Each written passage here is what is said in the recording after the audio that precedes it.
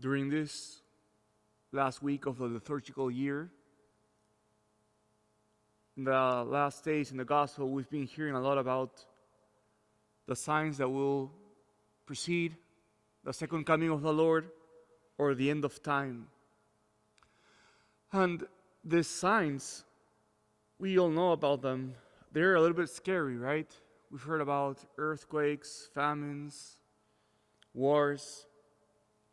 And Jesus says, when you see the signs, you can be sure that the kingdom is close. So I wanna pose a question.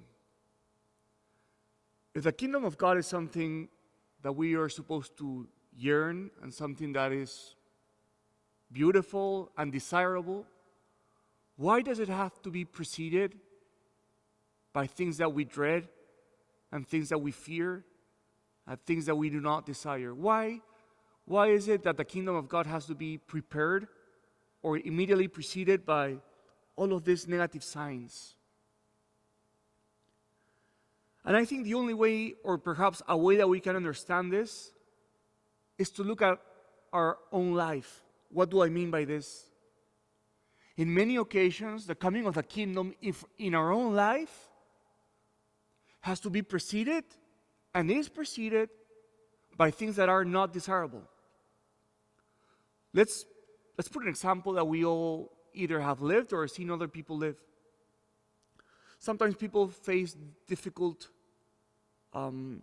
medical conditions. Sometimes people spend a lot of money fighting their diseases. Sometimes people face terminal diseases.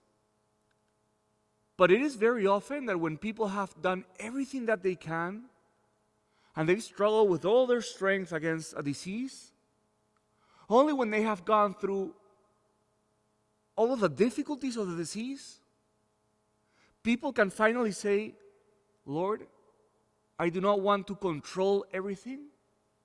I put things in your hands. So you've noticed that, so we can notice with this example that in many occasions, the kingdom can only come to our life, and the kingdom can really be present in our life when we have gone through all of the difficulties that take us to a place where we say, Lord, I give up control. And I want you to have control in my life.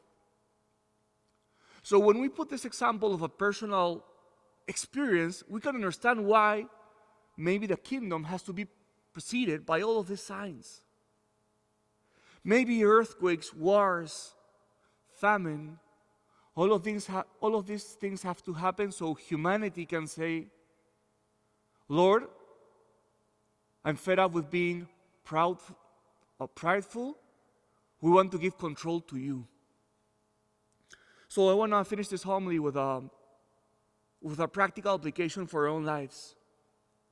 It could be the case that right now in your life or in my life, we're facing a particular difficult situation that could be similar to a famine or a war or a natural disaster in our own life. And today can be a good moment to remind ourselves that many times difficulties precede the coming of the kingdom, because the difficulties remind us that we're supposed to give up control, to give up the ways in which we want to control God, so that we can say, Lord, I give you control of my life, and then it's when the kingdom can really come to our lives.